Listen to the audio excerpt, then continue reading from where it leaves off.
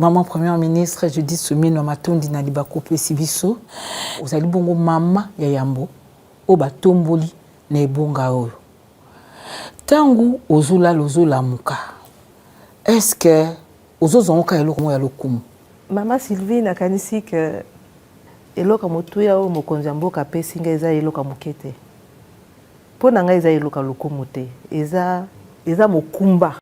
La première ministre Judith Suminwa Tuluka est officiellement entrée en fonction le 12 juin 2024. Vous le savez, après investiture de son gouvernement et présentation de son programme d'action à l'Assemblée nationale conformément à la Constitution.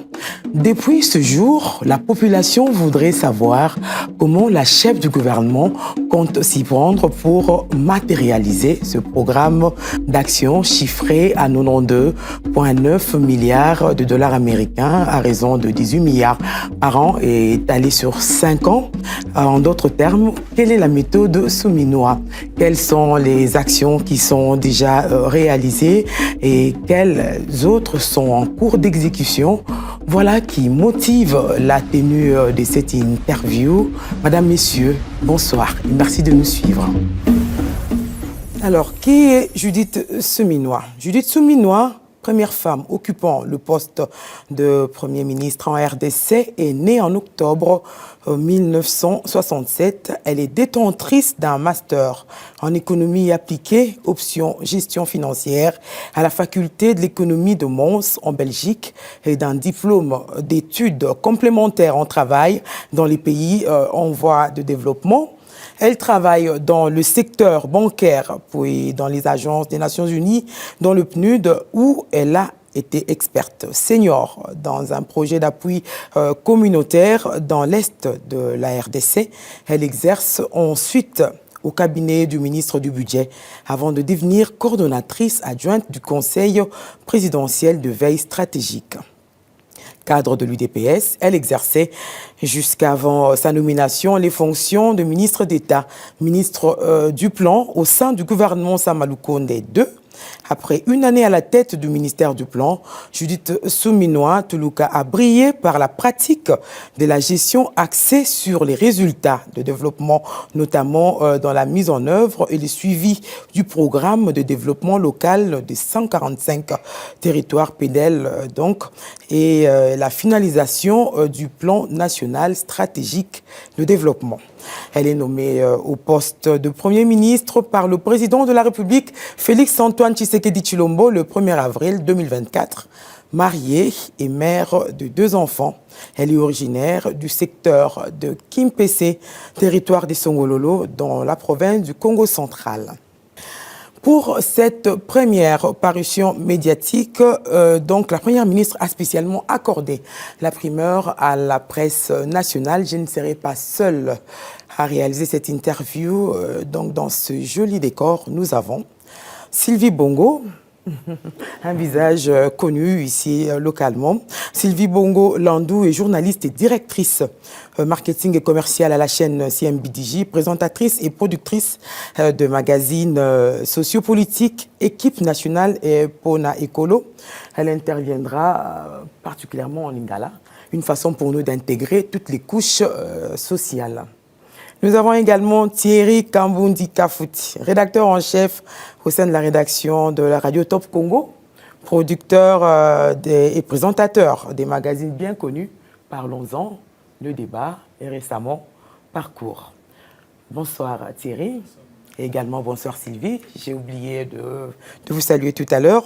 Et donc nous avons également sur ce plateau donc notre confrère de Radio Okapi, Irong Mouching Alain.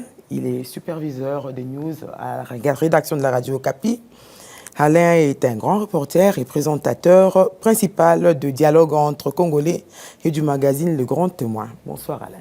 Bonsoir madame. Et donc nous avons associé à cette interview un citoyen congolais, on l'appelle Tonton D, mais son nom en vrai c'est Dylan Mutombo. C'est un Congolais qui excelle sur les réseaux sociaux, sur TikTok. Précisément, il a près d'1 million d'abonnés et il ne parle que de l'actualité. Sa cible, ce sont les jeunes. En ce moment, il est en train de collecter les réactions des internautes par rapport à cette production. Et donc, nous le recevrons à un moment de cette interview et il aura des questions à poser. Alors, je suis à vous, madame. Bonsoir. Bonsoir, madame. Voilà, j'ai fait votre biographie en quelques lignes. C'est clair qu'il est difficile de parler d'un parcours comme le vôtre en ces quelques mots. Vous avez certainement une manière de parler de vous à votre façon. Comment vous présenteriez-vous? Je sais déjà que vous êtes mère de famille. C'est pas facile de concilier la gestion de la République et celle d'un foyer. Non, c'est pas facile, mais avant tout, pour bien comprendre qui je suis, je voudrais juste rappeler que je suis la 5e dans une famille de 9 enfants. Papa a été diplomate, maman institutrice de formation, mais elle a été mère au foyer. Et mon père était quelqu'un à l'époque, on était des Zaïrois, puisque mon papa est décédé en 96, très fier d'être Zaïrois. Et il n'arrêtait pas de nous le répéter, il faut être fier d'être Zaïrois, parce que c'est notre pays, le Zaïre, et tout ce que nous devons faire, c'est pour ce pays. Donc j'ai grandi dans ça. J'ai grandi avec une maman très stricte. Il n'était pas question de faire des bêtises, on en a tous fait, hein, à un moment ou à un autre, en tant qu'enfant, en tant que jeune. Mais elle était très regardante dans la manière dont on fonctionnait à la maison. Les garçons comme les filles, on devait faire notre part et surtout travailler à l'école. Je ne pouvais pas me permettre de ramener des mauvaises notes à la maison. Ce n'était pas possible pour ma mère. Donc c'est ça un peu qui m'a formée. Et mes parents ont tout fait pour me donner le meilleur en termes de formation. Et ça, je leur dois beaucoup. Alors, effectivement, je suis mariée depuis maintenant presque 28 ans. J'ai 2 enfants, un garçon de 23 ans, une fille de 20 ans. Et dès le départ, je me suis mariée en travaillant déjà, donc j'ai toujours travaillé. Mes enfants n'ont connu qu'une mère qui travaillait. Je suis depuis toujours très attachée à avoir des bons résultats, etc. Et donc c'est vrai que ça prend une partie de la vie importante. Mais ce que j'ai toujours fait avec ma famille, c'est de leur accorder des moments clés où on passait des moments ensemble, et c'est ça qui pouvait créer cette union dans laquelle on se trouve, dans cet amour familial. Et le fait que justement je suis dans cet amour familial, ça me crée un environnement de paix qui me permet de mieux me concentrer dans mon travail. Et donc aujourd'hui, c'est vrai qu'en tant que Premier ministre, heureusement pour moi, mes enfants sont grands. Hein, mon fils vient de terminer son bachelor en communication, ma fille est encore à l'université.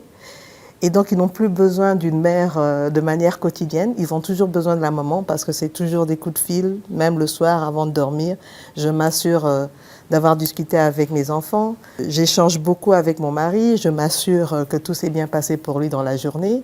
Et il est aussi d'un grand soutien parce qu'il est capable de comprendre qu'aujourd'hui, la journée n'a pas été terrible parce qu'en tant que responsable, quand on voit tout ce qui se passe dans notre pays, les conflits à l'Est, les différentes catastrophes naturelles, la situation de pauvreté d'une grande partie de la population, ce n'est pas quelque chose de facile d'être Premier ministre. Et c'est toujours important d'avoir quelqu'un qui vous soutient parce qu'il vous donne la paix. Et c'est ça qui est important. Voilà, en tout cas, vos enfants ont de la chance de vous avoir comme mère. Cet entretien va tourner autour de l'exécution du programme d'action du gouvernement basé sur les engagements majeurs pris par le chef de l'État lors de son investiture. Et donc, nous allons repartir l'émission en thématiques. En 6 thématiques, nous parlerons de l'économie et de la protection du pouvoir d'achat, la création d'emplois, la sécurité, la justice, l'aménagement du territoire, l'accès aux services sociaux de base. Bonjour madame. Alors, nous allons commencer par un secteur que vous maîtrisez parce que dans la présentation, on a bien dit que vous êtes économiste de formation. Je ne voudrais pas aller longtemps pour présenter l'économie congolaise Mais juste me limiter à dire entre autres que l'économie de notre pays a beaucoup de problèmes. Elle repose aujourd'hui essentiellement sur le secteur minier qui contribue à environ 70% de la croissance globale en République démocratique du Congo. Parmi les objectifs que vous vous êtes assignés lorsque vous avez présenté le programme du gouvernement, c'était notamment dans le secteur minier d'aller dans la transformation, plutôt dans l'exportation des produits bruts. Et aussi au plan agroalimentaire, l'économie congolaise est aujourd'hui essentiellement extravertie. J'ai vu des chiffres du ministère du Commerce extérieur, près de 3 milliards de dollars dépensés dans le secteur agroalimentaire sur les 12 derniers mois. L'objectif, vous l'avez rappelé devant les députés, c'est de produire davantage. Qu'est-ce que vous avez déjà fait depuis que vous avez pris vos fonctions pour inverser cette tendance au plan minier, au plan de l'agroalimentaire et même au plan de la production? Pour évoquer une phrase qu'aime bien le président de la République, la revanche du sol sur le sous-sol. C'est de votre responsabilité. Qu'est-ce qui a déjà été fait sur ce plan? Alors, en 3 mois, qu'est-ce que nous avons fait depuis que nous avons été mis en place? J'ai pris fonction après avoir évidemment développé un programme d'action du gouvernement tel que cela a été dit.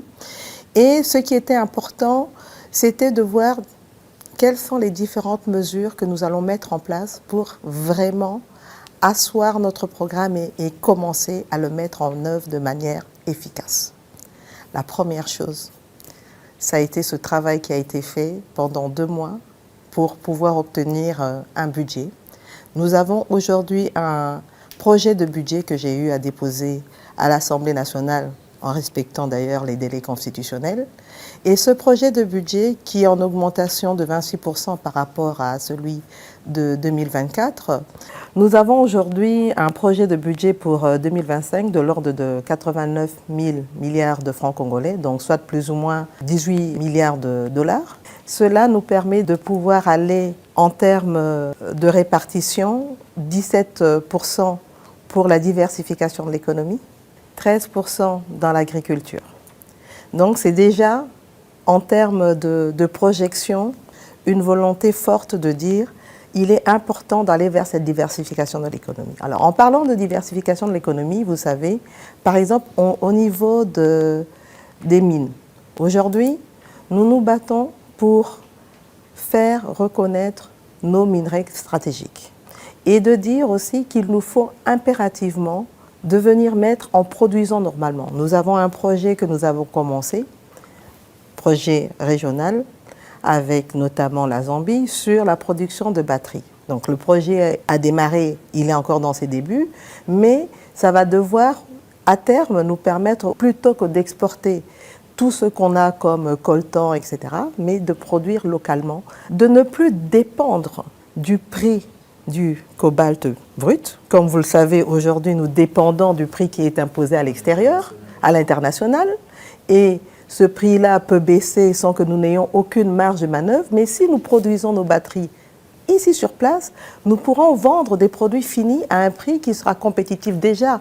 Rien que pour la consommation locale, nous sommes quand même un pays aujourd'hui de plus de 100 millions d'habitants, donc vous voyez quel marché de consommation qui est le nôtre.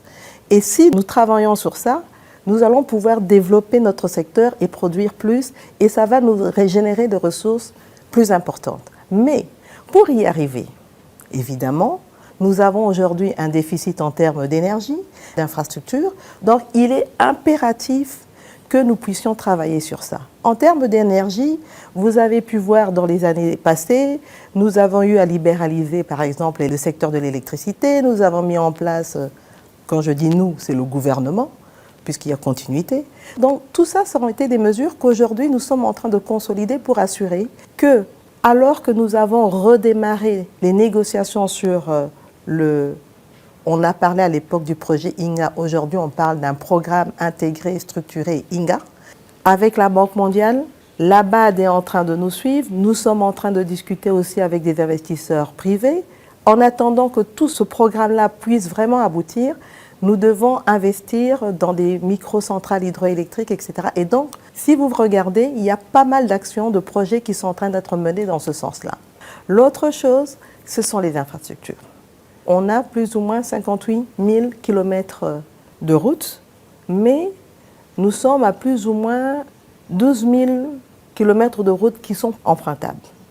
L'idée pour nous est d'arriver à 25% au moins des 58 000 kilomètres, ce qui nous permettrait d'être dans la norme standard au niveau de l'Afrique.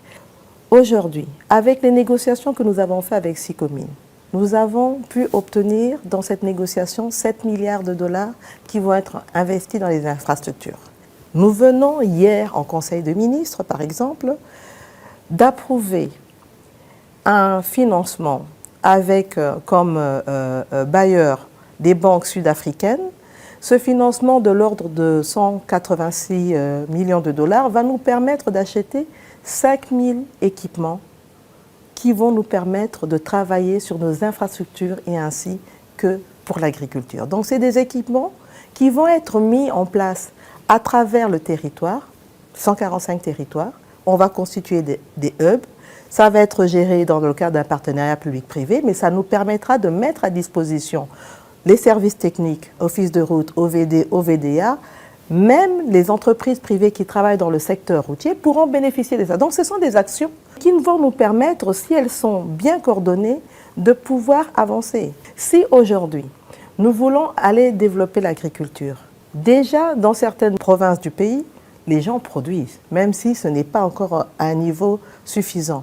Mais le fait qu'on ait ce déficit en infrastructure, il n'y a pas de possibilité d'évacuer les produits. Or, si nous avançons dans les infrastructures routières, ça va nous permettre de désenclaver et donner la possibilité aux producteurs locaux de pouvoir évacuer leur production. Mais bon, il y a d'autres mesures sur lesquelles on pourra revenir, telles que fiscales, etc., d'incitatives à la production locale. Madame, vous avez été récemment au ministère du Plan, donc oui. Dans la planification. Oui. Je voudrais que l'on soit plus concret, parce que les chapelets des bonnes intentions et tous ces projets pompeux pour la population, on les a entendus même de la bouche de vos prédécesseurs. Parlons du secteur minier, par exemple. Parlons de la transformation, production des batteries, production de l'électricité ou amélioration de la capacité du pays en termes d'électricité ou d'énergie. À quelle échéance on peut s'attendre à des vrais résultats? Mon programme, il est sur combien d'années? Sur 5 ans. Donc, c'est un processus. Oui, mais parce que je sais pourquoi je pose cette question. La production des batteries et la transformation de certains produits miniers, ce n'est pas pour sitôt, parce qu'on n'a même pas d'infrastructure de base, madame. Mais c'est pour ça que je vous dis qu'on est en train de travailler sur des infrastructures routières, sur la production d'énergie, pour pouvoir aller dans ce sens-là. Le secteur agricole. Oui. Trop de théories, dirait-on en République démocratique du Congo, peu de résultats. En République démocratique du Congo, il y a à peine le service national qui essaie d'exister dans la production du maïs et dont on voit les résultats.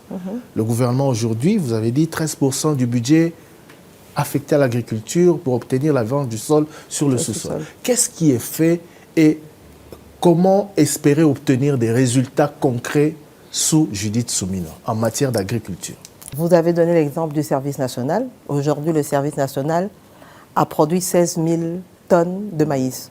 C'est une chose qui n'est pas arrivée depuis très longtemps. Cette production-là va nous permettre de combler les carences d'ici fin novembre en distribuant une partie, il y a plus ou moins 7 000 tonnes qui sont distribuées dans le Kasaï oriental. Dans le Kasaï central à Kananga, il y a plus ou moins 4 000 tonnes. On a envoyé 4 000 tonnes entre Kinshasa et Ilebo spécifiquement pour les cantines des militaires. Ça va permettre aussi d'appuyer les militaires ainsi que leurs familles. Donc ça, c'est déjà une partie. L'autre partie, c'est de voir aussi comment on soutient les agriculteurs locaux. Je donne un exemple. Aujourd'hui, dans le Haut-Katanga, on a une disponibilité de plus ou moins 10 000 tonnes de maïs. Avec le service national, on est en train de travailler avec eux pour que le train qui sert au service national puisse transporter ces 10 000 tonnes pour aller renforcer l'approvisionnement en maïs dans le Kasaï. Donc ça encore, ça va être fait par un financement du Trésor public. Au-delà de ça, il y a tout un exercice qui est fait pour l'amélioration des semences. On parle d'agriculture, mais cette agriculture doit être faite avec une semence de qualité Il y a un travail qui a été fait. Je donne juste un exemple aujourd'hui, notamment avec les financements qu'on a injectés au niveau de l'ITA, par exemple, où nous avons pu les appuyer à développer une amélioration de la semence. Et une fois que cela pourra être produit à plus grande échelle et distribué, nous pourrons aller vers des semences de qualité au niveau du maïs, au niveau du manioc, ainsi de suite. Ce programme-là, qui a aujourd'hui reçu plus de 40 millions de dollars, on est en train de former des jeunes dans l'agro-business pour pouvoir justement, une fois que ces jeunes sont formés, c'est une ressource qui va permettre aussi d'être perpétuée au-delà. Donc c'est un peu un système qu'on est en train de mettre qui va permettre, aujourd'hui on forme peut-être un petit nombre, mais ce petit nombre va pouvoir former d'autres et ça va se dupliquer. Donc c'est vrai qu'on est loin du compte, mais on a démarré et on va continuer. Madame, la grogne sociale est très forte et ne fait que s'amplifier. Pour ne prendre que les cas des enseignants, des médecins, des magistrats et beaucoup d'autres secteurs. Il y avait des négociations entre gouvernement et banque syndicale avant la rentrée et votre gouvernement s'est félicité du fait qu'il y avait des avancées, mais une bonne partie des enseignants ne donnent pas cours et beaucoup parlent déjà de la menace d'une prochaine année blanche. En les regardant dans les yeux en ce moment, qu'est-ce que vous leur dites ? Mais ce que je dis, c'est qu'il y a eu une commission paritaire sur laquelle le bon syndical et le bon gouvernemental s'est mis d'accord. On a bien indiqué la problématique que nous avions. On s'est mis d'accord sur un certain nombre de pas qu'on va faire d'un point de vue financier pour pouvoir déjà accomplir un certain nombre de paliers. On s'est mis d'accord sur ça. Donc si aujourd'hui, quand un accord a été pris, certains, parce que quand on dit au niveau des enseignants, ce n'est pas tous les enseignants. Du moins une bonne partie. Une bonne partie, vous l'avez identifié? Vous avez fait cette analyse? En tout cas, ils sont de plus en plus nombreux. Ils sont de plus en plus nombreux, mais je pense qu'à partir du moment où on s'est mis d'accord et qu'on a dit qu'en 2025, on allait continuer, on préfère aller sur une année blanche? Je ne pense pas que ce soit la solution. Le gouvernement a montré sa bonne foi. Nous venons d'arriver, nous avons montré notre bonne foi. Nous avons un budget que nous n'avons pas, nous, élaboré. Nous travaillons sur base du budget que nous avons trouvé.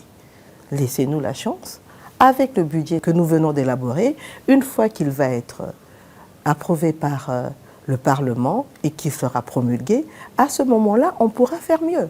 Mais là, on fait avec ce qu'on a entre les mains. Malheureusement, madame, quand on parle avec les syndicats tels que les SIECO, les Synécat et tant d'autres, ils accusent le gouvernement de ne pas négocier avec les bonnes personnes. Et le gouvernement crée ses propres syndicats, les amène autour d'une table et signe des accords et tout. Eux, ils estiment que vous ne parlez pas avec beaucoup de personnes, les bonnes personnes, et votre gouvernement n'échappe pas à cette situation. Bon, si c'est le cas, je pense que moi, ma porte est ouverte. Hein. C'est vrai que parfois, ce n'est pas évident de pouvoir recevoir tout le monde dès qu'ils arrivent. Si c'est vraiment le cas, je pense qu'il est important, plutôt que de faire subir cette grève à nos enfants, de pouvoir venir et qu'on discute sur cette représentation. Mais ça aussi, c'est une responsabilité des syndicats. Parce que comment voulez-vous que nous, gouvernement, aujourd'hui, nous discutons avec un groupe, demain, c'est un autre groupe qui revient. Donc je pense qu'il est important d'aller, et ça j'en ai discuté avec les représentants de l'intersyndicale, pour s'assurer qu'on puisse aller vers les prochaines élections syndicales, qu'il y ait un renouvellement, et comme ça, au moins, on pourra avoir les personnes qu'il faut, avec qui on va pouvoir discuter. Mais pour l'instant, je pense qu'une certaine dose de patriotisme est importante pour ne pas laisser nos enfants à l'abandon et permettre au moins que ces enfants puissent aller à l'école. J'ai essayé de passer en revue le programme d'action du gouvernement. Là-dedans, il y il se répartit par piliers, il y a des stratégies, des objectifs. Pour ce qui est de la création d'emplois, j'ai lu améliorer la gestion des finances publiques, développer l'agriculture, promouvoir l'entrepreneuriat et création de PME, assainir le climat des affaires, maximiser les retombées des ressources extractives. Il y a tellement d'objectifs à atteindre. Mais le point qui m'attire le plus ici, c'est l'amélioration de la gestion des finances publiques. Sur ce point-là, quelles sont les actions que vous avez pu mener durant ces 3 premiers mois de votre gestion qui pourraient être visibles au sein de la population? La première chose qu'on a voulu faire, c'est d'essayer un peu de rationaliser nos dépenses. Et pour ça, nous sommes arrivés à baisser quand même drastiquement le niveau de nos dépenses en urgence.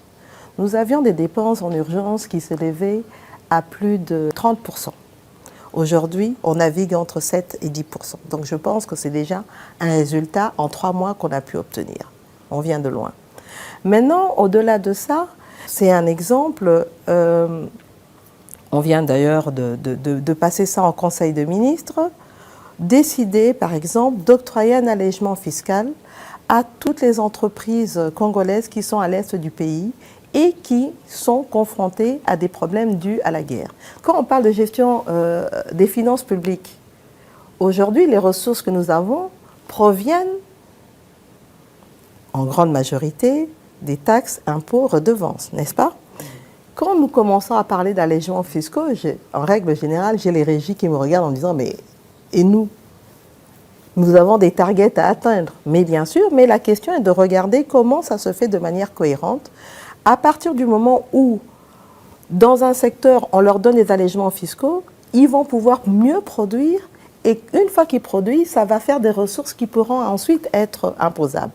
Donc c'est un peu cette logique-là sur laquelle nous avons commencé à travailler. D'ailleurs, vous avez pu aussi voir que dans la gestion des dépenses, nous avons pu faire un surplus en termes budgétaires de plus ou moins un peu plus de 560 milliards de francs. Donc, ce sont des efforts qui ont été faits. N'oubliez pas que nous sortons d'une situation où, l'année dernière, nous avons eu les élections, nous avons eu, et nous avons toujours ce conflit à l'Est qui nous prend énormément de ressources. Et nous devons donc gérer tout le reste en essayant d'être un peu plus cohérents dans notre manière de gérer l'ensemble de nos ressources au niveau du Trésor public. Excusez-moi, je pense que Madame la Première ministre n'est pas assez revenue sur la protection du pouvoir d'achat des Congolais. On a plus parlé des enseignants, de la grève. Je voudrais savoir ce que vous faites concrètement. La primature, depuis un certain temps, est devenue un dortoir à ciel ouvert. Aujourd'hui, ce sont les médecins qui viennent passer la nuit ici. Demain, ce sont les députés provinciaux, etc. Et les conseillers communaux qui ne sont pas payés, etc. Entre-temps, le pouvoir d'achat du fonctionnaire congolais, en fonction du taux du dollar sur le marché, s'amenuise au jour le jour. Qu'est-ce que vous prévoyez comme mesure concrète pour améliorer ou protéger ce pouvoir d'achat du Congolais? Mais avant de vous répondre, vraiment, je vais vous dire une chose. Tous ces gens qui viennent faire le sitting ici, certains même sont en train de dormir, je leur ai posé la question quand je les reçois, mais je vous dis que je vais vous recevoir demain. Toye bioza maman. Il y a moi toye pas nao parce que yo, bamso bazo kate mi yo toza sur yoka. Il y en a qui ont eu des réponses. Les conseillers communaux, on a trouvé une solution. On a commencé à payer au niveau des frais de fonctionnement, au niveau des exécutifs provinciaux. Dernièrement, les députés provinciaux, ils m'ont écrit en me disant « Ah, merci beaucoup, ils viennent de recevoir 2 mois de salaire. » Bon, les médecins étaient là la semaine dernière. Les médecins étaient là la semaine dernière. Je leur ai dit « Écoutez, vous partez en commission paritaire le 7, allez-y, discutez en commission paritaire, mettez-vous d'accord et ensuite, on va pouvoir cheminer. » Donc, je pense que c'est important. Aujourd'hui, nous sommes dans une situation où le social du Congolais, et particulièrement du fonctionnaire, est un élément important. Alors, en termes de pouvoir d'achat, la première chose qu'on a faite, c'est de voir, il fallait déjà au moins stabiliser le franc congolais. Je pense que vous avez pu observer que depuis qu'on est là, le taux de change reste quand même stable, n'est-ce pas? Ce n'était pas le but, il fallait équitable. Non, il fallait équitable, mais papa, Hero Kita Mbalamoko, Nada la baguette magique te okitsa mbala moko. Pona kokita. Nous devons travailler, ça revient à votre première question, nous devons travailler sur la diversification de l'économie parce que à partir du moment où nous importons moins, donc nous avons moins besoin d'aller rechercher des devises et nous pouvons plus utiliser à terme les francs congolais et donc nous aurons moins de pression sur le taux de change. Mais pour ça, nous, comme je l'ai dit, nous sommes en train de prendre un certain nombre de mesures pour travailler sur les diversifications en appuyant, on a parlé de la transformation au niveau minier, on a parlé de l'agriculture. Donc si nous arrivons vraiment à booster la production locale, c'est à ce moment-là, je pense, qu'on aura une meilleure éclaircie en termes de taux de change parce que c'est lié. Mais au moins, vous avez vu, nous avons essayé en diminuant la masse monétaire en circulation. Il y a des gens qui n'étaient pas contents, mais finalement, on finit quand le résultat est là, qu'on a quand même un taux de change stable, ça peut nous calmer. Ce que nous essayons aussi de faire, c'est de lutter contre la spéculation. Ce n'est pas facile. Parce qu'aujourd'hui, je donne juste l'exemple.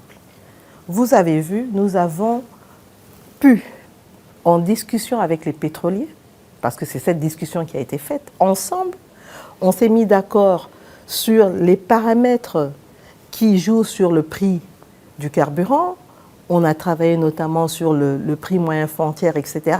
Et nous sommes arrivés à baisser le prix du carburant, n'est-ce pas? Vous l'avez vu dans les stations d'essence. Mais en termes de spéculation, les gens ont commencé à dire « Ah non, mais peut-être que c'est juste une baisse aujourd'hui, demain ça va augmenter. » Surtout qu'il y a un conflit au Moyen-Orient, madame. Oui. Ça risque de créer une autre crise et oui, le prix risque de repartir. Même admettons que... Parce que ce sont tous des paramètres qu'on prend en considération. Et dans le manque à gagner qu'on calcule, et que nous parce que vous le savez, le prix du carburant, il est subventionné par l'État congolais. Sinon, le Congolais lambda paierait beaucoup plus. Donc l'État prend en charge toute une partie de ce coût-là pour éviter cette pression au niveau du Congolais lambda. Mais si nous sommes arrivés aujourd'hui à baisser le prix de 3340 à 2000, c'est 2990, hein? Puisque nous arrivons à 2990, admettons que d'ici 2-3 mois, il y ait une explosion, parce que c'est des risques.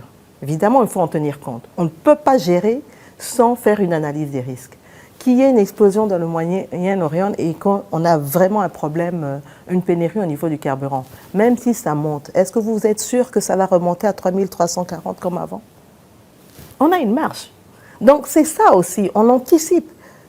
C'est tout ce travail-là qu'on a fait en discussion avec les pétroliers pour assurer que, au moins, à partir du moment où on a pu baisser le prix du carburant, on va pouvoir voir dans quelques jours comment on discute avec, au niveau du transport pour essayer de voir comment on va aussi baisser le coût du transport.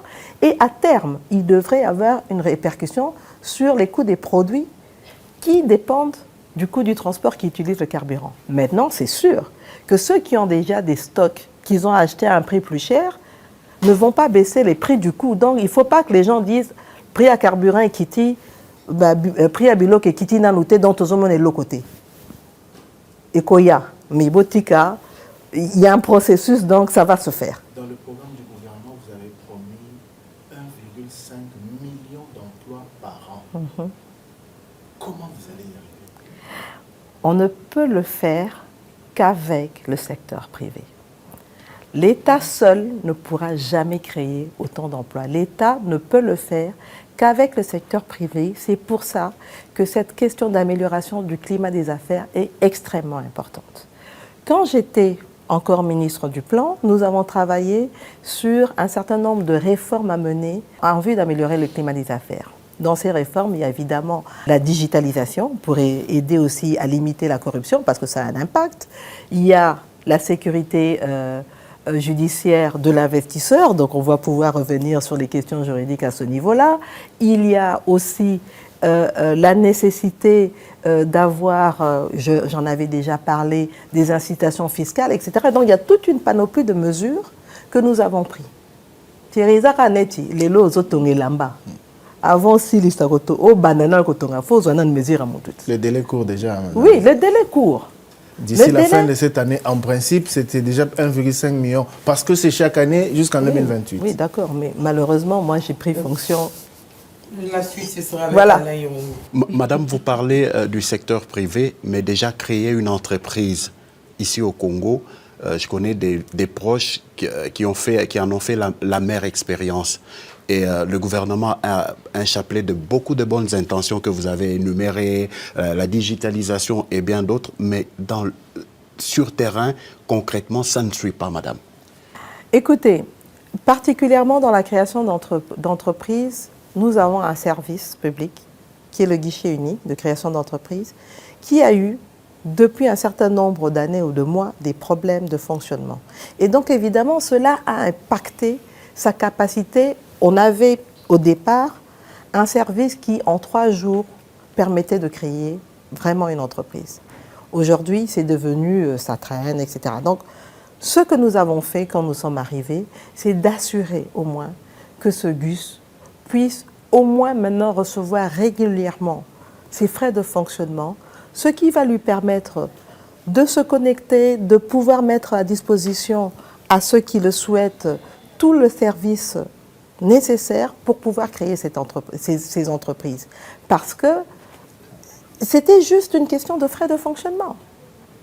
Et ce n'était même pas des montants importants. Donc là, nous avons relancé la machine et j'espère que ça va pouvoir suivre.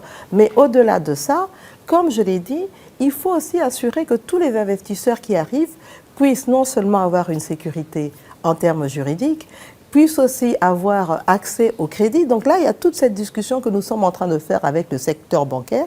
C'est vrai que la RDC, malheureusement, est considérée avec un taux de risque important et donc cela se répercute sur le taux d'intérêt qu'on nous applique. Mais c'est un travail que nous sommes en train de faire pour voir comment, avec le système bancaire, si nous, en tant que gouvernement, en tant que pays, nous avons un peu plus, une meilleure cote en termes de crédibilité, je pense que ce sont des questions qui pourront être réglées à terme. Certains observateurs notent quelques avancées dans le domaine de la création des emplois, notamment avec la sous-traitance et autres. Est-ce qu'à ce jour, avant d'atteindre les 1 500 000 emplois dont parlait Thierry, est-ce que dans les 3 mois, vous avez plus ou moins une idée de nombre d'emplois qui ont été créés? Ça, c'est un travail. Quelques indications. Non, ça, je ne pourrais pas vous le dire parce que c'est un travail que j'ai demandé et au ministère du Plan et au ministère du Travail de pouvoir nous donner des indications précises à ce niveau-là. Sur le plan de la sécurité, nous savons que le pays est agressé à l'Est et il y a des actions qui devaient être menées dans le cadre de votre programme pour justement améliorer la force des frappes de nos forces de sécurité. Voilà. Est-ce que vous évoluez sur ce plan-là? Aujourd'hui, cette question de conflit à l'Est nous préoccupe énormément. Quand nous voyons toutes ces victimes à l'Est, ces déplacés, ces morts, ces femmes violées, c'est quelque chose qui n'est pas acceptable. Et nous ne pouvons pas continuer à accepter qu'un pays voisin, qui est le Rwanda, avec ses supplétifs M23, vienne nous agresser. Raison pour laquelle le chef de l'État a décidé, et c'est ce que nous sommes en train de faire, de mettre les moyens nécessaires pour arriver à la montée en puissance de l'armée. Maintenant, il faut voir d'où nous partons et où est-ce que nous voulons arriver. Mais évidemment, il y a des détails dont je ne saurais pas parler ici. Madame, à l'Est, les déplacés, c'est compte en termes de millions, vous le savez. Que fait votre gouvernement concrètement pour soutenir ces personnes de manière efficace et régulièrement surtout? Vous savez, quand je suis entrée en fonction, mon premier voyage a été à l'Est. J'ai été au sud, à Bukavu et à Goma. Je pense qu'il était important pour moi de montrer à cette population meurtrie, et j'ai été jusqu'au camp de déplacés de Mungangu, c'était important d'aller les voir et de leur montrer que nous sommes là avec eux. C'est vrai, dans un contexte où vous êtes loin de chez vous, vous n'avez plus accès à vos cultures, parce qu'en règle générale, ce sont des populations qui sont des cultivateurs, vous ne pouvez plus cultiver, vous êtes dans des endroits où il n'y a pratiquement pas d'eau, où il n'y a pratiquement pas d'électricité. Et donc, c'est une situation assez difficile. Et en plus, vous vous retrouvez dans une situation où on commence même à parler d'agression sur les femmes, etc. Donc, la première chose, c'était de voir, nous déjà, gouvernement, avant même de parler des partenaires, il y a un appui que nous essayons d'apporter régulièrement au niveau de ces populations de l'Est. J'ai la ministre des Affaires sociales et humanitaires qui y va d'ailleurs régulièrement. D'ailleurs, aujourd'hui, elle est à l'Est, suite au naufrage que nous avons eu. Et vraiment, il faut avoir une pensée pieuse pour toutes ces personnes décédées et vraiment toute ma compassion à leur famille. Et donc, c'est une situation qui nous interpelle et nous essayons de pouvoir trouver des solutions en termes d'appui humanitaire. Mais la meilleure des choses, pour nous, c'est d'en finir avec cette guerre. Parce que même si on donne des appuis humanitaires, le plus important pour cette population, c'est de pouvoir rentrer en paix chez elle. Nous avons, comme je l'ai dit, le volet militaire avec le travail qu'on est en train de faire sur la montée en puissance de l'armée. Nous avons le volet diplomatique. Nous sommes en train de travailler sur ce volet-là. Vous suivez régulièrement, on est dans les discussions dans le cadre des accords de Luanda. Et d'un autre côté, il y a aussi, d'un point de vue judiciaire, où nous travaillons, non seulement il y a toutes ces actions judiciaires aujourd'hui à l'international, pour non seulement qu'on puisse avoir un certain nombre de sanctions, ça c'est l'aspect diplomatique mais aussi judiciaire, des sanctions indemnisation par rapport à tout ce qui se passe à l'Est, mais aussi il y a tout ce qui concerne la justice transitionnelle où il va falloir trouver aussi un moyen de pouvoir réparer toutes ces atrocités qui ont été faites à l'Est. D'un autre côté, nous sommes en train de travailler sur l'aspect économique lié à cette guerre. Parce que comme on le sait, cette guerre aujourd'hui, elle est pratiquement liée à des causes économiques. L'exploitation illicite de nos ressources. Et donc pour ça aussi, il y a un certain nombre d'actions que nous sommes en train de mener, tant au niveau diplomatique qu'au niveau économique, pour essayer de bloquer tout ce processus de ressources qui vont à l'Est. Quand je dis à l'Est, dans les pays frontaliers évidemment. On prend aujourd'hui la question de Primera Gold. À partir du moment où on a pu mettre cette entreprise en place, qui a pu commencer à capter toute la production artisanale de l'or, ça permet de bloquer le passage de l'or dans les pays voisins. Aujourd'hui, vous avez vu que nous avons même encore été, il y a eu cette déclaration du secrétariat d'État américain au travail qui parlait du travail des enfants dans les mines. Mais quand on prend de manière générale, nos mines, à 70%, sont gérées par des entreprises industrielles en bonne et due forme qui respectent les standards. Donc ce problème du travail des enfants, c'est dans les 30% qui restent dans l'artisanal, mais même là, nous avons mis en place un certain nombre de mécanismes à travers, non seulement, par exemple, l'entreprise générale de Cobalt, à travers Primera Gold, à travers d'autres services pour justement essayer de contrôler toute la production artisanale et assurer aussi qu'il y ait de moins en moins de production artisanale illicite. C'est un combat. Vous savez qu'il y a des groupes armés qui pullulent à l'Est, etc. C'est un combat qui n'est pas facile, mais je pense qu'on va y arriver. Madame, plusieurs observateurs, une fois de plus, acclament le travail qui se fait par le truchement du ministre d'État, ministre de la Justice, qui désengorge les prisons. Mais avec la montée du banditisme urbain, le phénomène Kuluna, on pensait que ce n'était qu'à Kinshasa, mais ça s'étend à travers la République. Le gouvernement risque de faire un travail pour rien. Parce que ces jeunes-là vont être arrêtés, de nouveau renvoyés dans les prisons et ce sera un cycle vicieux finalement. Au moment de mon investiture, il y a des honorables députés qui m'ont demandé pourquoi, dans mon programme d'action du gouvernement, le pilier paix, sécurité, justice venait en deuxième position alors que le pilier diversification de l'économie, création d'emplois venait en premier. Simplement parce que tous ces jeunes aujourd'hui, on doit leur donner du travail. Et c'est sur ça qu'on est en train de travailler. C'est vrai. Nous sommes dans une situation où, prenons la prison de Makala, construite en 1957, ça fait combien d'années? Il faut faire les calculs. 67 ans. En 67 ans, il n'y a pas eu une nouvelle prison ici à Kinshasa. Cette prison qui était construite pour 1500 personnes, aujourd'hui vous avez vu, malheureusement avec cette catastrophe que nous avons eue au niveau de la prison au moment de la tentative d'évasion, on avait plus de 14 000. Ce n'est pas possible. Il y a ce processus de désengorgement de prison qui est important. C'est vrai qu'avec cette catastrophe qui a eu lieu au moment de la tentative d'évasion, il a fallu essayer de trouver des moyens pour désengorger rapidement, mais nous devons contrôler tout cela et ce travail doit se faire en harmonie avec le Conseil supérieur de la magistrature parce que c'est dans le cadre de cette commission paritaire que ce travail est fait de manière continue. Mais entre-temps, moi j'ai réuni ici avec moi les hauts magistrats, le ministre d'État en charge de la justice, le VPM intérieur, etc., pour discuter de quelles sont les actions que nous devons mener. Non seulement aujourd'hui, Makala et toutes les autres prisons, c'est la même chose. On a fait le point de situation, ne peuvent plus accepter des détenus condamnés ou détenus préventifs. Nous ne pouvons pas garder des gens dans les cachots parce que là aussi, aujourd'hui, il y a un débordement indescriptible.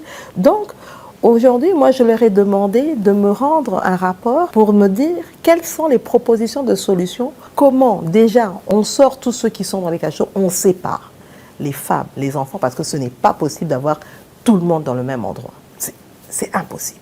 En attendant déjà ceux qui sont des détenus, pouvoir les mettre là, des sites qu'on va pouvoir contrôler. Et il faut ce travail, on ne peut le faire qu'avec la police et l'armée, parce que à partir du moment où on trouve un site, il faut le sécuriser, il faut contrôler, parce que sinon vous allez encore avoir des problèmes avec les populations environnantes, donc on ne veut pas en arriver là. Mais donc ce travail-là, moi j'attends qu'on me donne les conclusions et le gouvernement va devoir mettre les moyens pour assurer ça. En attendant qu'on puisse arriver, on a dans la projection la construction de nouvelles prisons, donc c'est un travail aussi qui est en train d'être mené entre le ministre de la Justice et la ministre des Affaires foncières parce qu'il faut trouver des terrains qui sont disponibles, etc. Mais bon, voilà, nous allons y aller. Malheureusement pour nous, nous sommes en train de vivre une situation que nous n'avons pas créée, mais que nous devons gérer. Maman Première ministre, je dis Soumino Matondi na libakope sibiso. Ya yambolani na tuna yo boye na konome yo comme Première ministre ya gouvernement mokonza mboka à résoudre ba problème balé. Ya yambo apesi na province na yo oyo zali originaire parce que moi na Songololo Congo central pour la première fois dans l'histoire ya mboka na biso depuis indépendance na kansali moto ya yambo pona kozwa poste oyo ya premier ministre. Deuxième chose ezali bongo mama ya yambo o batomboli na ebonga oyo. Tangu ozula lozola muka ndenge fo ou répondre na makambo wana mibale. Est-ce que kata ko pongi na katkati ya butu? Est-ce que ozozongoka eloko mo ya lokumu? Mama Sylvie nakanisi que l'air banomaki ngai na lobaki yango. Eloka motuya o mokonzi ya mboka pesi ngai eza eloka mokete. Po na ngai eza eloka lokumu te. Eza comment on dit ça?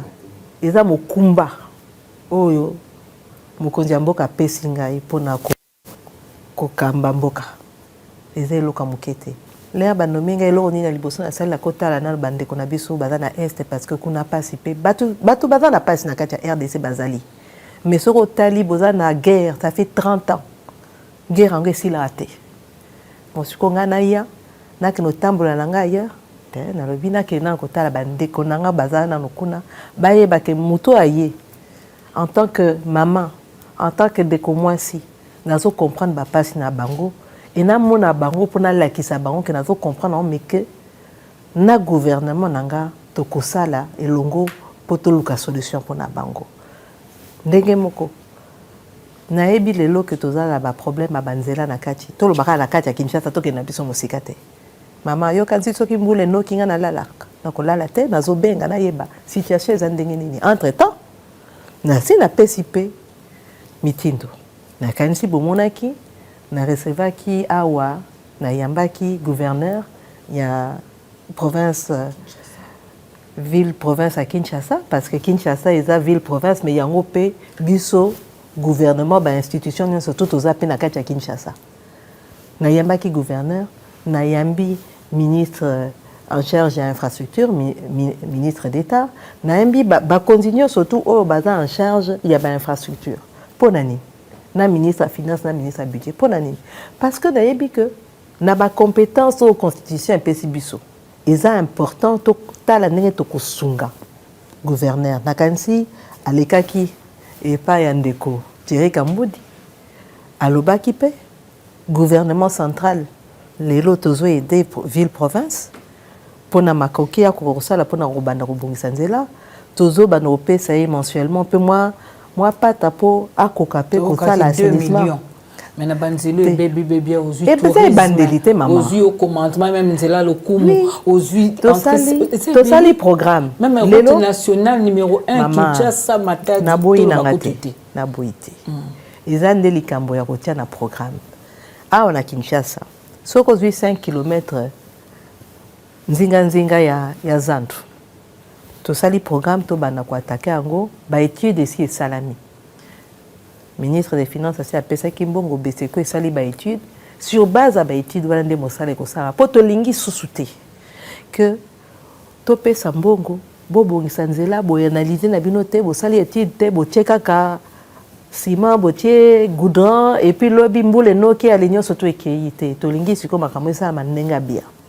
D'où nécessité ya kosala ba étude wana et salami yango wana na gouverneur tozo ken toro ken de liboso sikoto bana misala ba sala ba appel à manifestation d'intérêt ba entreprise ya solo pe ba ya pona ba entreprise wana pe toningi ko mona o ya solo pas o ya lukuta ba ye kaka et puis ba sali musala manœuvre et puis ba kena bango de la même manière na programme wana il y a 27 km na kati ya ville à Kinshasa pe fo bazwa et de la même manière aussi topesaki na nani na et pas gouverneur ndenge yo lobi eza 2 millions te eza 1 million 500 eza 2 millions yo ba kiselié wana ezali na tanga kala baza kozwa na ville sikoyo na ba misalo nyo surtout photos za la tozo aider na 1 million 500 mais na mbongo wana eza pona assainissement mais tala na likambo toza nango na kati ya assainissement nampasa esika fade ba keno tia biloko boyebi problème eza kuna basali spoliation esika tozo bake ko bois tozo bois ka biloko ya salite kasi yango tozo landela boyoki te bikolo yo mama akasia azo landela ngo pona kotia ordre parce que il faut to soki to lingi to bonga na kati ya mboko il faut to kende na makambo na ndinga ordre il faut to tika des ordres mais biso moko pe ba congolais et l'état ko sala musala na ye mais biso pe congolais mutu na mutu pe asala pe mpar na ye parce que to kondimate que ceux qui tolingi mboka na biso to boya ndé désordre to boya corruption to boya désordre to boya corruption wana si otienga lokolo na kati ya justice mais yambona tuna makambo ya justice wana nakoloba maman Judith to lali to la moki biso to sepel parce que carburant est quitté en tout cas il faut to saluer on présent likambo moko na peut-être ce que c'est une première mais eza eloko moko c'est un fait quand même rare ndé to kokoloba tabona lopoto. Mais tout le monde a bamboka msusu bapaya. Ceux qui baissent salaminde wana automatiquement na biloko lokwa mapa na biloko na makambo kwa transport no mbangu na semaine kolanda. Il faut to sentir réaction par rapport à Beswan. Si l'autre to kolobake yona professeur mukoko bo salara eloko moko lokola pona bo sepelisa kaka mboka donc eloko mo esana na fondement te liboso na corriger na ndika mama.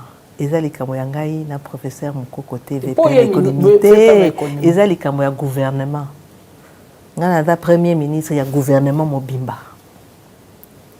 sikoyo c'est vrai ndenge na lobaki tout à l'heure na kasi na lobaki ngo na papa Héron ou bien na papa Thierry tozo zela ba retomber salama na niveau ya transport il faut pas payer kita donc on est local liboso donc ministre à transport, la ministre à économie. D'ailleurs, ceux qui bolanda qui compte rendu à gouvernement, lobby, la communication, na sengi bango, na pesi bango instruction pour balande la lika bango, prix, il y a transport et kita.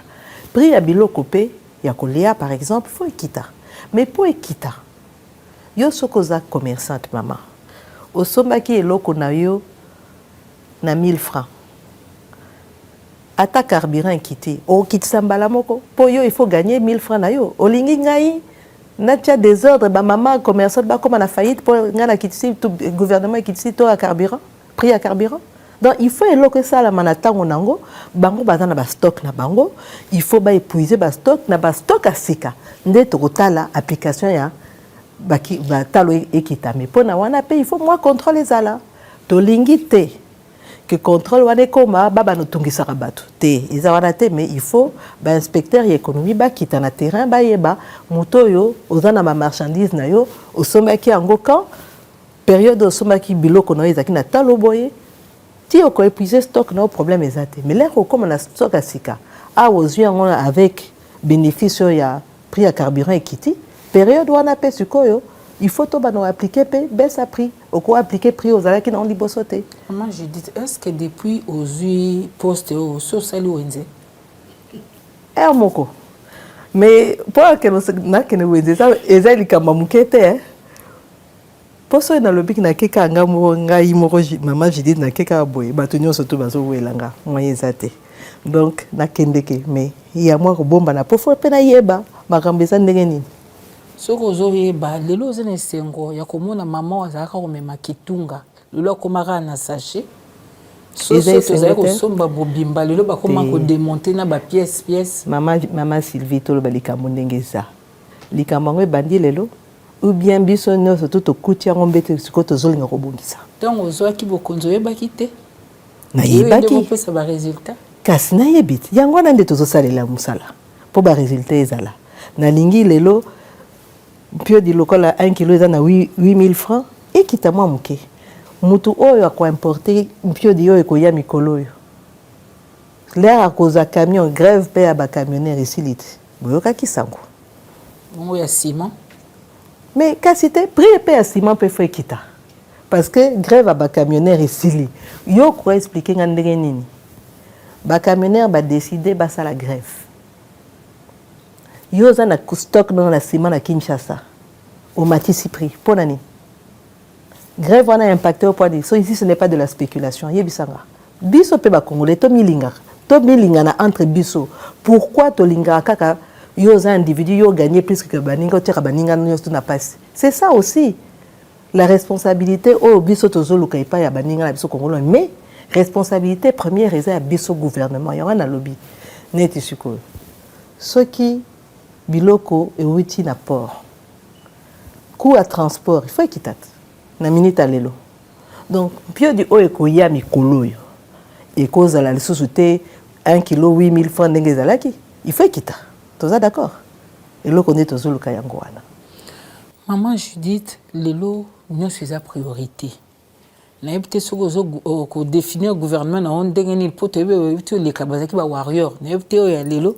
soki boza banani ntango mosuki osunga bana mboka mpe bayeba soki oza otie marke nini mais tout otala secteur lokola ya transport naufrage esali pasi ekomi nango mpe mwa mbala ebele banzela bambuteyage koloba te esengelaki ke polisi ekoma otelema na balabala mpo ateya bino bakondike sens unique eza mabe mpo bino nde moto bosalaka yango soki otali compagnie ya aviation tokomobikela nde na caprice ya CA baza société privée so tokela bainfrastructure toloba na biso te courant mpe na mai toloba na biso te mama Judith na mboko nyonso ezali prioritaire ozotia mutu na vraiment na esika nini na ngonga nini ya moyen terme bana mboka bakoloba ya solo mama moto akomi wana esengeli makambo ezala autrement que ntango mibali baza kogouverner ya solo mama Sylvie ndenge lobi la priorité eza ebele yo moko omoni alerte bando solo la tolobi nini totala pouvoir d'achat ba congolais totala ndenge tokokitisa yango yango tobandi $3 ça fait 3 mois tozaka na 2870 ezo nage kawa eza quand même stable ba misusu balobaki yo te na minute il fallait déjà 3000 et comme 3000 te tozomeka kostabiliser bana pe tozoluka ekita tozobundelango De la même manière, les lots qui ici pris à carburant. Ils ont moussala tout ça là, malé malembe. Sikoyo, on a lobby boy maman. So on a katia libulu. On a 100 mètres nassé. Attends, mati 80. Mutu oaza libanda azo mono wapi. Na libulu. Problème na biso yango wana toza nango na Congo, na RDC. Batu nyonso tout bazo mutala ka babia azala kati. Pourtant na mati etikeleka 20 mètres na bima. Donc kalate mutu nezo monana. Tozo tambola, malé malembe toko bima. Maman Judith, na saki mo enquête balobia wa. Bon, il y a beaucoup de accès. Na saki mo enquête balobia wa. Maman Judith peut-être rigueur ou ayekola ki ou a zone apnude aye nango penza. C'est-à-dire so ba ye lui signataire, faut landela. Document moko mo otanga opesa boy. Liko nango otu bakisa ba lettre de mission. Donc chaque ministre ou la kisi eloko ni esengeli asala limite na ye na misala pe yaye. Kaka lobi o annonçaki pour lui que évaluation moko ikoya. Tout li qui a été na suka nango ba o bako kota na logique na ote et sengela na bomba rendre ba tablier to ko sala mandenge nini po yebiete ba composition le quoi gouvernement boye ils a plus na dose politique que technique. Donc ba technocrate bazala c'est par rapport à dose politique. Wana ngana rozongi so epa mokonzi ya mboka. Mokonzi ya mboka lobini ngai na tie en place toloba bauti pour et permettre ngai na kolandela musala ya ba membre du gouvernement nanga. Ngai na lingi chaque membre du gouvernement a sala musala na yenda bima.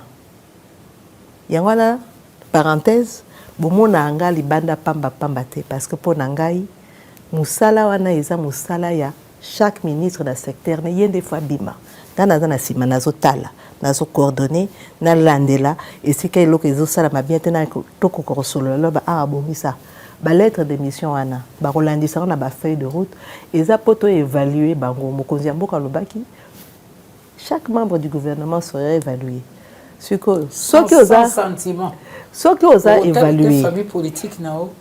Mais eza musala toza awa mokonzi mboka ye mokasi lobaki kaka ndenge moko ngape na lobaki na ba membre du gouvernement à partir du moment to komi membre du gouvernement toza sous na couleur politique te na katia gouvernement na biso toza wana pona mboka quelle que soit tendance politique nous sommes tous membres d'un seul corps qui travaille pour le pays. Donc, il y a les coloration politique, il y a les musala, évaluation et au salama. Ce qu'on a évaluation, on a battu la rate. Au Corée, les locaux évaluent Moutumabe, mais ceux qui ont raison pour Nanini, et locaux on salama qui bientôt. Au côté là, on mesurer et salama qui bientôt parce que. Ceux qui ont vraiment fautinaye, ils ont fautinaye. Mais ceux qui ont fautité, il faut peut-être talandé to ko pesaye ba koki. Donc c'est tout ça qu'il va falloir, un bon gestionnaire, c'est tout ça qu'il va falloir regarder. Mais dans l'ensemble, on a beaucoup de choses satisfaites dans l'action gouvernementale. Il y a le biboy. Les lots sololi. Tous les qui cap il y a 100 jours. Na habité pour nani les bâtonnons surtout les akoluka. Na lobara na 100 jours. 100 jours ango ba koma wapi keza obligatoire. Pourquoi bino bolinga na 100 jours na banokoloba toza sati toza bandeli. To bandi kotia makoki poto kendeli boso. Poti kangai to sala nan musala. Là to koma na fin de l'année to kokisa moi plus ou moins 6 mois to koki ko bana ko évaluer to ba bon tendance eza ko kenda côté bien ou bien tendance ezo ke de côté mabe to redresser. Alors pourquoi vous avez choisi de communiquer en ce moment précis? Parce que je pense que face à l'attente de la population, c'est un devoir de redevabilité. C'est vrai, comme je l'ai dit à maman Sylvie, ce n'est pas un devoir constitutionnel, ce n'est pas une obligation. Nulle part il est écrit qu'au bout de 100 jours, il faut. Mais vu l'attente de mes concitoyens, je me suis dit, bon, je vais quand même parler pour leur dire. Nous avons commencé le travail, ce n'est pas encore fini. Nous n'en sommes qu'à nos débuts. Mais nous pensons que si nous gardons le cap sur lequel nous sommes aujourd'hui, nous allons y arriver. Mais pour ça, nous, le gouvernement, nous allons faire notre part. Mais vous, les citoyens congolais, vous devez aussi nous soutenir. Il faut arrêter avec ces histoires-là, des gens qui font la spéculation, des gens... Regardez, rien que le prix du carburant est baissé, et au matin, on lobby. Pourquoi? Pourquoi on est si négatif? Il faut qu'on essaye un peu de changer cette mentalité, qu'on regarde un peu notre pays de manière positive. Vous savez, dans d'autres pays, moi j'ai travaillé dans les organismes internationaux, j'avais des collègues d'autres pays qui me disaient « mais vous êtes compliqué ici. Chez nous, tu nous attaques, mais entre nous on fait bloc. » Et l'obité que ce qu'on fait bloc, on passe les bêtises. Non. Quand il y a des bêtises, il faut le dire, il faut sanctionner. Mais il faut aussi faire bloc pour soutenir l'action du gouvernement. Et n'est pas tout le temps simplement dire que le gouvernement ne fait rien. Nous sommes en train de travailler et nous allons y arriver. Et c'est ensemble qu'on y arrivera.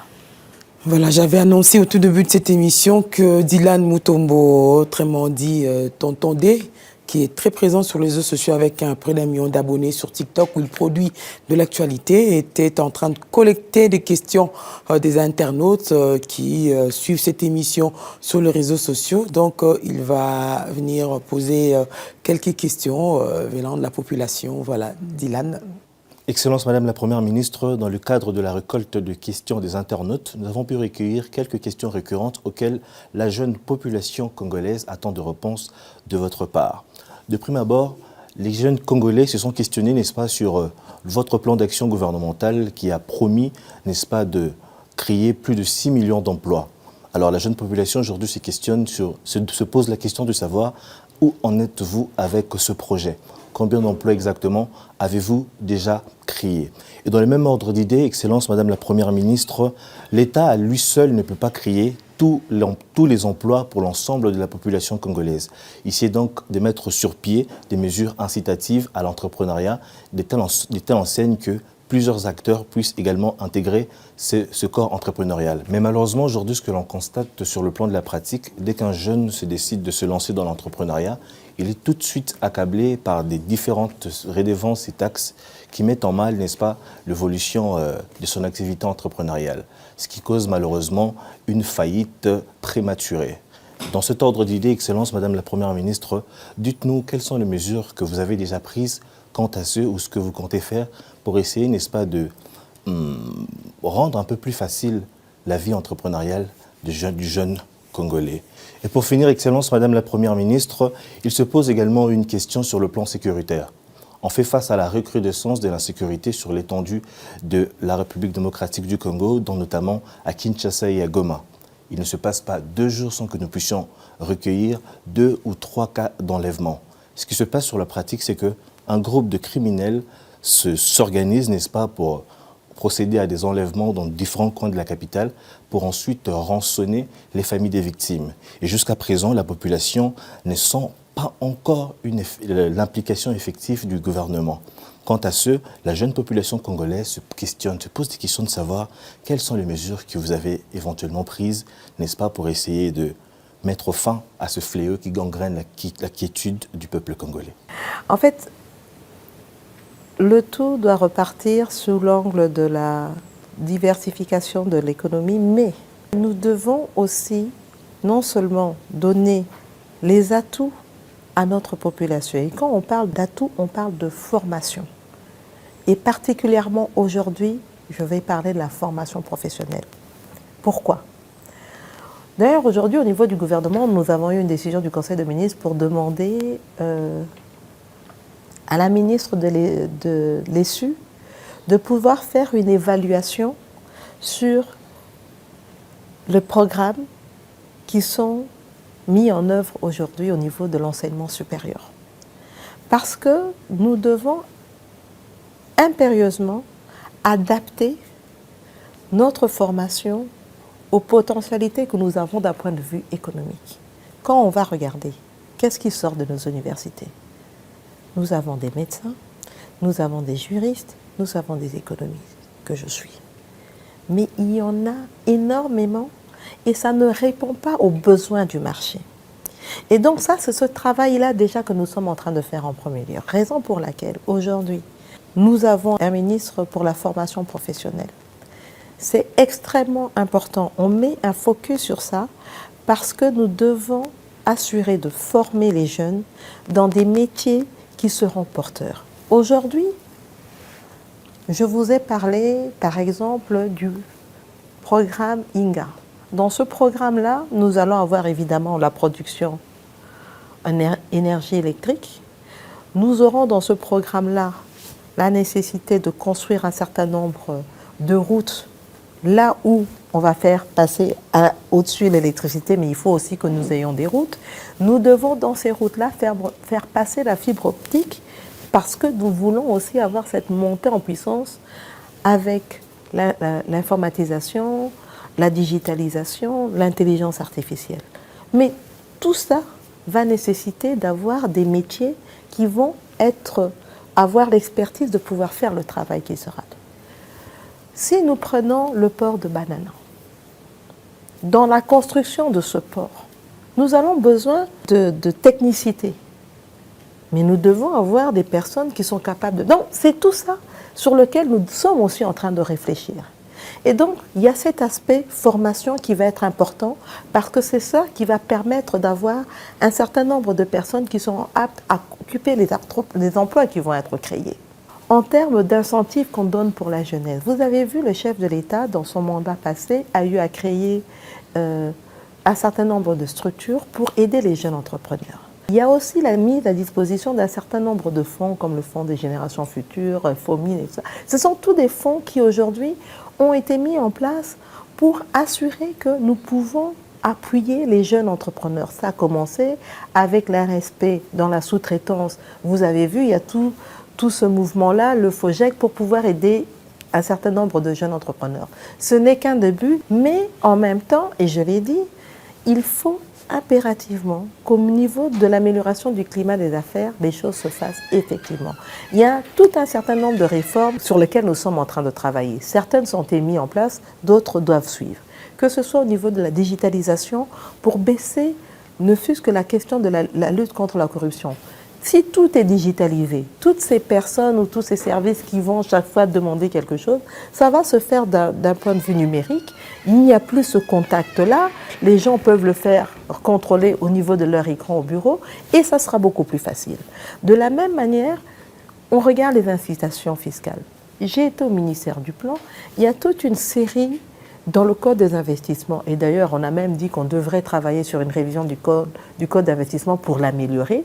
Mais il y a toute une série de mesures qui sont données à ceux qui veulent investir. Donc, il y a toute une panoplie de mesures que nous sommes en train de prendre pour assurer que celui qui veut entreprendre dans notre pays, que ce soit l'entrepreneur local, le Congolais, que ce soit l'étranger, puisse le faire dans des conditions adéquates parce que, comme vous l'avez dit, c'est le seul moyen pour nous de créer les emplois. Ce n'est pas la fonction publique qui va créer les emplois.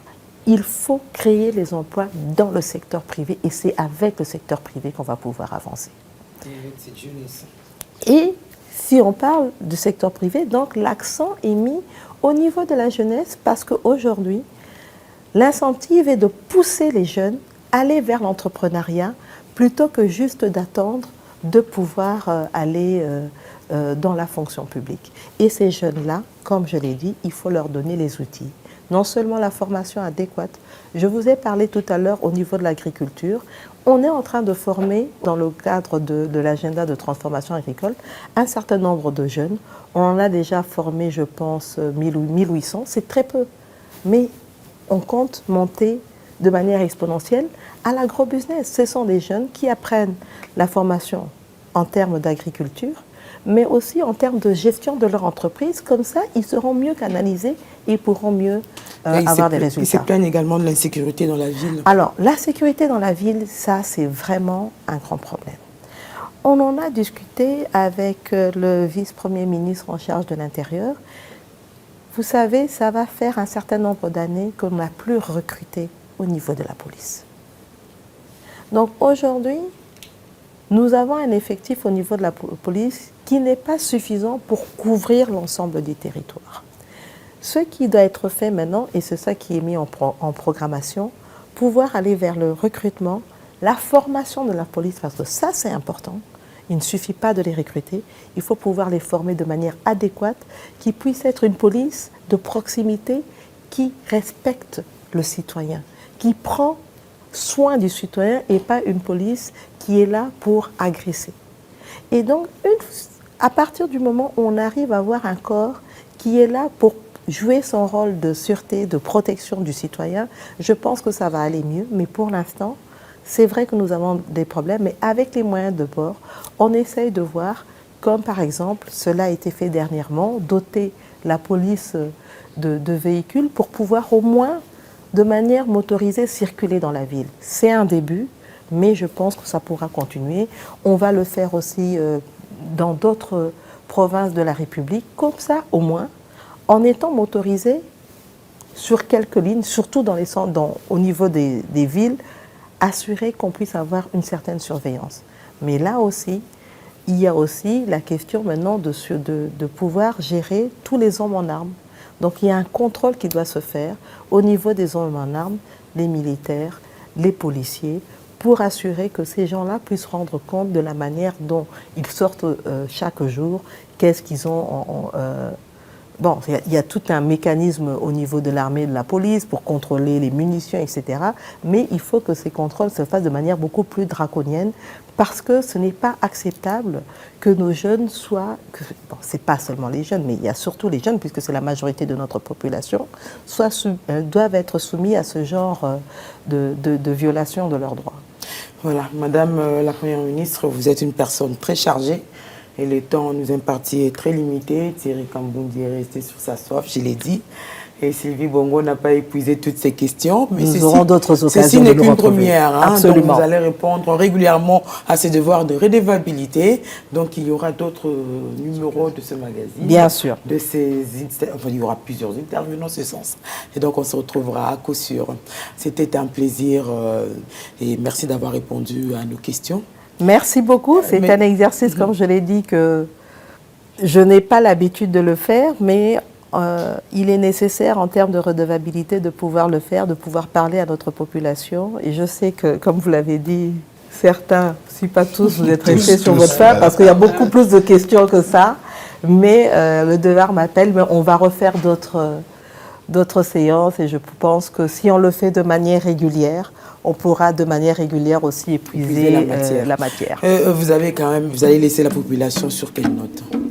Nalobi boye pona bana mboka ba congolais bandeko nanga ba mama nanga ba leki nanga ba papa nanga gouvernement ezosala bino moko boyebi bo votaki président de la République Félix Antoine Tshisekedi Tshilombo bo votaki parce que bondimaki kalingi ko bongisa mboka yepe azotika biso te azoyebisa ngai chef à gouvernement il faut bosala po mboka ebonga ndenge na otoloba nalobi mingi te tolobi mwa ndambo makambo eza ene ebele mais biso tokosala mosala na biso mais bino pe population faut bo encourager bo simba toza wana pona bino toza wana pona bato mosusu te nga lelo soki naza chef de gouvernement et que nasali eloko te nakoloba nini nakosilisa manda nanga eloko moko te esalami nakosepela te donc mpo na ngai eza etumba ya mikolo nyonso tu mpo na bino population congolaise tozosalela nde bino bolemba biso te au contraire bondima